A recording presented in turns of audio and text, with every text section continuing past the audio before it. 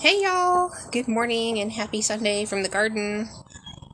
I thought I would pop on here and talk a little bit about the Mels mix I've been talking about. I don't have a whole lot of ingredients to show you, but so basically the Mels mix is a potting soil that you mix up yourself. You kind of buy it in bulk, and you buy your vermiculite, your perlite, and peat moss. And traditionally it's like a 1 to 1 to 1. So how much you're measuring out, it's 1 part's vermiculite, 1 part perlite, 1 part peat moss. But here in Texas, it's super hot and super dry, and I personally have found the peat moss to be super drying. As far as like you need to water more often, it doesn't seem to hold the moisture. I know that's what the vermiculite is supposed to do. The vermiculite's a sponge, and it helps hold the moisture. But I don't know, it hasn't worked out well for me doing it that way. It's also quite expensive to mix it that way, so, and then you usually add another part of black cow or some other composted manure that's been like hot composted, so, you know, anything super fresh. So we do have worm castings here that we are making, and I've got some worms in here and stuff, and so I need to get my worm castings out. I haven't actually done that yet, so I'll just show you what my mix looks like. And these pots, because of the recent rain we had, the heavy rain, I had too much clay soil in here. Every year it gets compacted, and even though I have holes in the bottom of my pots, they weren't draining, and they're drowning and getting clogged, and there was water sitting, and it was splashing stuff out. So I emptied these out completely, washed them out, and this is my Mels mix right here. This is, I don't even know how to describe it. Okay, so I get coconut coir, and I got peat moss, and vermiculite, and perlite. So perlite is for your drainage. That's what these white speckles are. It's like a volcanic rock. And then the vermiculite, I'll have to show you, is kind of like depending on where you get it from, it can look kind of white or it can look kind of brown. And then, so this in here, I'll just kind of show you how I mixed it up.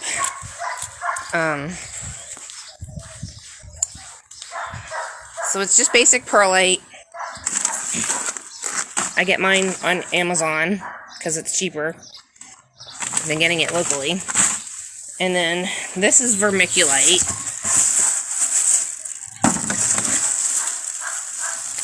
It's very powdery until you add some water to it, but they're little micro sponges, and it's all natural.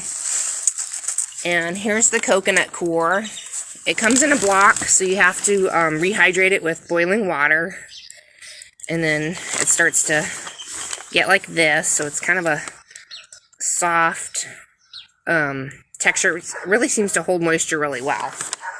And then we've got our peat moss, which I picked up at Tractor Supply recently, because that's where we were. And I'll just kind of show you next to the coconut coir. I don't know if you can tell. It's super, like, powdery, dusty, dry. And you can add water to it, but it kind of repels water at first, which is why you have to, like, wet peat moss, and then kind of come back in, squish the water in, and then, you know, add a little bit more. So, like, it works really well when you mix it with the coconut coir, because the coconut coir holds moisture better, and we're always so dry here that we need that extra moisture. So I just grab any old, whatever you're going to use to measure it, and I was doing 4 parts to 1 part. So 4 of these, which actually was I did 2 coconut coir, 2 peat moss, so that was my 4, to 1 of vermiculite, 1 of perlite, and then you would add 1 part black cow manure or worm castings. Put that in your mixing pot here, mix it all up, and then add it to whatever raised bed or pot or whatever you're going to be doing. So our hoop house here, that's what we did. We did it with the worm castings, vermiculite, perlite, cocoa coir, and the peat moss. So that's what my Mels mix blend is. And this has been growing really well. with our 30% shade cloth. Good morning, Marcus. Good morning, Stacy. So that's my Mels mix. We have our celery that I grew from the store. I cut it. It's organic, and so you just cut the tops off, and then the bottom you stick in water and change the water out daily and all that. And then I planted it here, so I've got some beautiful celery. So that's been delicious. Wayland's been growing some specialty tomatoes that we got from someone who breeds these or propagates them. Specialty. It's an heirloom called Sunkissed Peach Tomato. There's one, it'll be like an orange tomato. It tastes kind of tropically. It gets a little bit bigger. That one still needs to grow. But we've got our banana peppers back here under the 30%, our bell peppers and our banana pepper back here under this 30% shade cloth. I've got a few strawberry papaya seedlings for sale for $15 each. And we sell the Swiss chard by the bunch for $1. Got a couple of fig trees left for sale. Those are $40. And then this is, I haven't redone this pot, but so far this tomato's been doing pretty good in it. I think it's a Better Boy. I don't remember which variety. Here's our Marconi pepper. And then don't be afraid. I'm just going to talk about, I know this is a little more than the Mels mix, but don't be afraid to pull out plants if they're getting diseased or just not doing well. It's not worth spending the money or time sometimes on organic sprays or making even making a spray. We had powdery mildew from all the rain with our squash. It just got really bad really quick, and it was, we were cutting the leaves off and tossing them in the garbage, not in the compost, because they had powdery mildew, but it was just hard to keep up with. So we decided to pull them. We weren't getting enough squash anyway, just because it's just been time consuming because we had to hand pollinate. And so we're gonna transplant our bell pepper plants that are here. They're getting too much seed. As you can tell, we've got pumpkins here, tomatoes here. These got planted later, so they're not getting quite enough sunshine. So Wayland's going to dig them up at some point and transplant them here where they're going to get some more sunshine. And so anywho, there's our Yukon Gold potatoes that are starting to look like they're dying back, which is actually a good sign, which means they should be ready to harvest soon. There's more tomatoes on the vine here. And the tomatoes have been doing really good. We haven't had any cracking with the rain. I think because we have so much matter in our garden tilled up really loosely, the water goes in. And we also mulched with our oak leaf. And so tomato plants have not drowned. And they've done really good. I mean, these are getting crazy. This is supposed to be the Big Mama Roma, but it looks like something else. I don't know what it is. Different kind of tomato. We've got our Malabar spinach for sale, $1 a bunch. I transplanted some collards and Swiss chard over here. My kale's just getting covered up by these pumpkins. And you can tell this is powdery mildew. If you can see, there's a really nice green leaf here. And then when there's these white, grayish speckles, that's powdery mildew. So I just come in here. That one's powdery mildew. They need to be plucked off because the disease will bring bugs. Here's like a little stink bug. And you squish them. But you want to get rid of any kind of diseased matter in your garden just to help keep it clean, to help, because other bugs will come. They'll come and want to eat it. And then that's bad. It'll eat your plant. So I didn't have time to get all of these off, but I did it with my cucumbers. So the cucumbers is kind of a daily thing. Right, Miss Kiara? So over here, we're getting some powdery mildew on our cucumbers leaves because of the rain. They don't like their leaves wet. And so every morning I come in and I clear out all of the powdery mildew as quick as I can, because it'll take over your whole plant and it can kill your plant. So we've got lots of flowers for the bees, and we've got quite a few cucumbers coming in every day. You kind of these are pickling cucumbers, so we pick them in the morning and in the evening, because they'll end up getting super big. There's a ladybug. So we got Carly. Good morning, Carly. Good morning, Belinda. So that's what we have going on with all of that. The rain's been doing our fig trees really good. They're getting big. And I up-potted a few tomato plants here. And I guess that's partly what I was trying to talk about was the Mels mix was a friend dropped off some extra tomato plants. And I've never had the Cherokee purple growing before, so that's a Cherokee purple. This is a Martian tomato plant. I've never grown that, so we're going to see how that one does. And this right here is a molasses tub that we had, just some kind of crappy soil.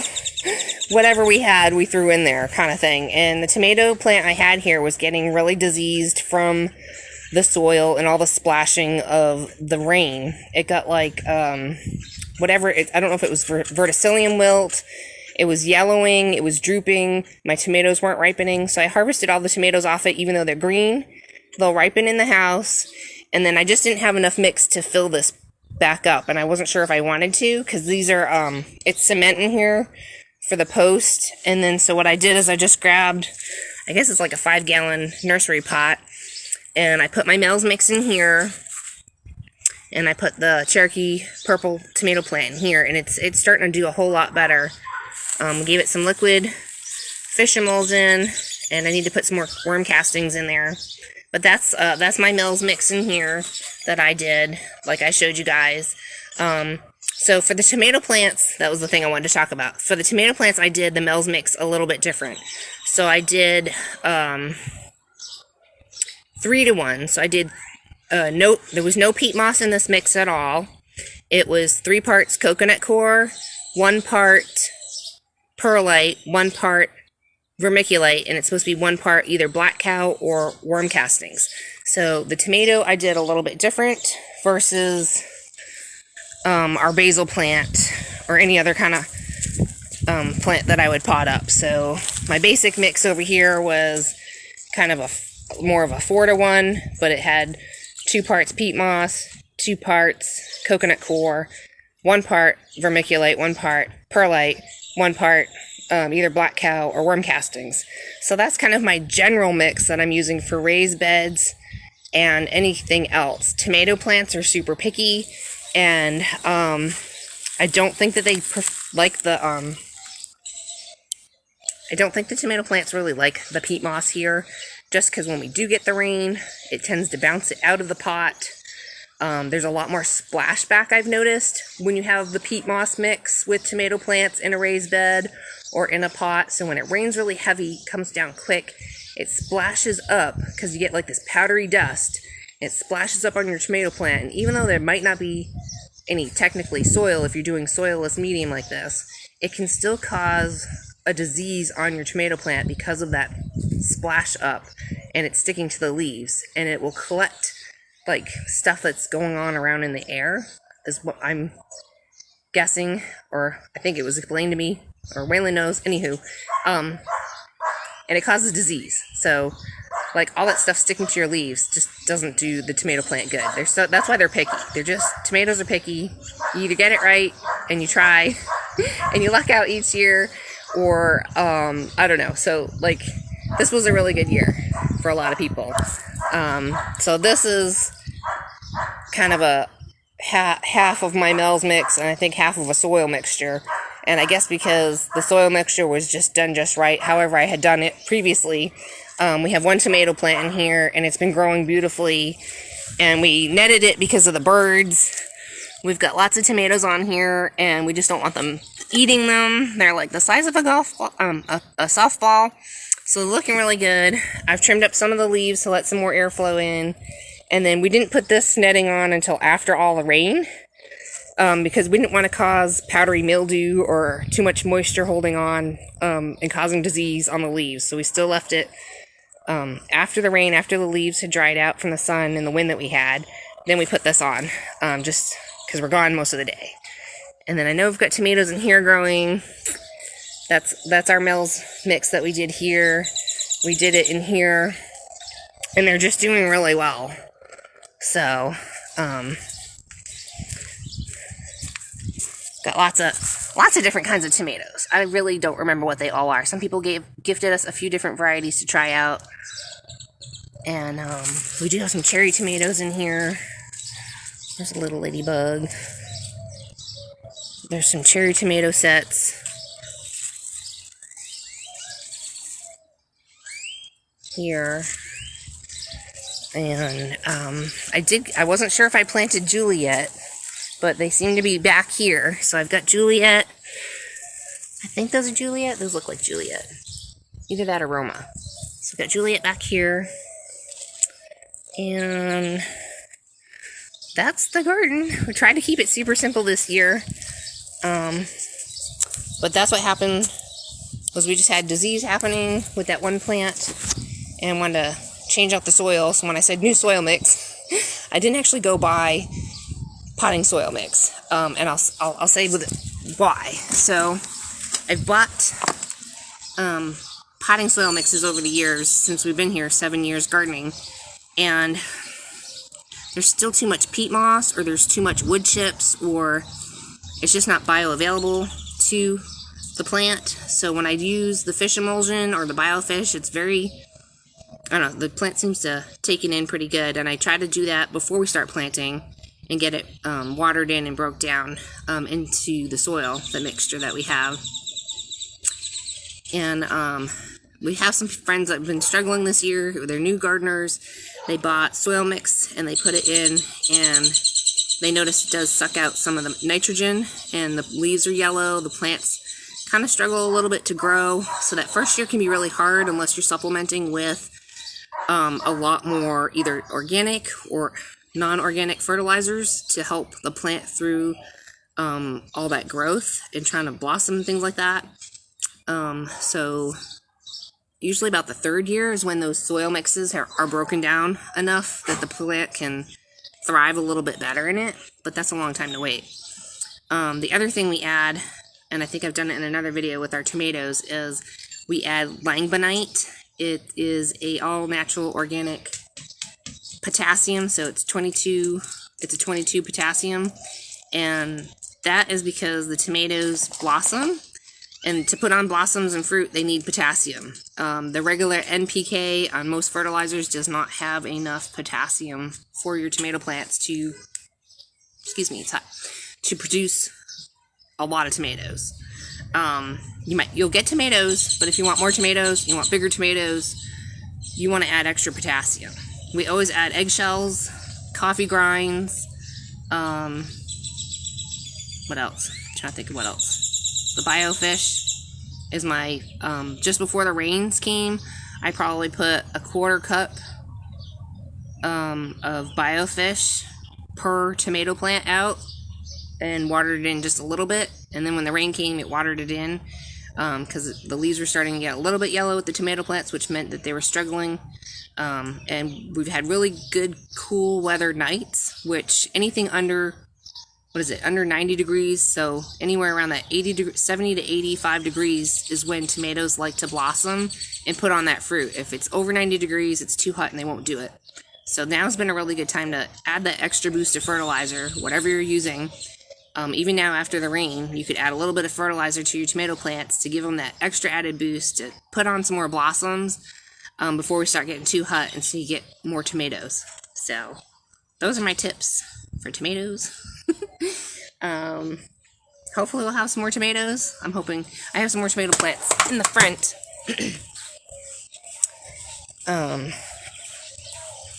That I planted. It's an heirloom. No, not an heirloom. I was looking it up the other day. It's not an heirloom. It's a determinate hybrid, but it's supposed to do really good here. It's called the Bella Rosa. If you look up Haas Tools on YouTube, they did like a taste testing of tomatoes, and they taste tested it. So I've got, these are determinate Bella Rosas, and I'm going to have to try to figure out how to trellis them a little bit. They're supposed to not get super tall, maybe 4 or 5 feet tall, and I started them a little late, but I'm hoping we'll still get like maybe a later crop of tomatoes there. And then just give you a sneak peek at the grapes. I'm so excited. we've got grapes this year. So we're just waiting for those to get a little bit bigger and ripen up. And trash that glue in. And then I've got a few things on the porch. Hey Dina. So, like I said, a friend dropped off some tomato plants. I gave them some liquid fertilizer. So they are greening up. They're free if you want to get some tomato plants in the ground and just see what happens with them. They're totally free there. Got some $3 Swiss chard plants that are already potted up. And then we've got some tomatoes here that I picked. And then cucumbers. So we just picked those this morning too. So we've got those, and I also got some Malabar spinach. If anyone wanted any, there's that. And that's kind of a quick hello from the garden, and some tips on the Mels mix for gardening.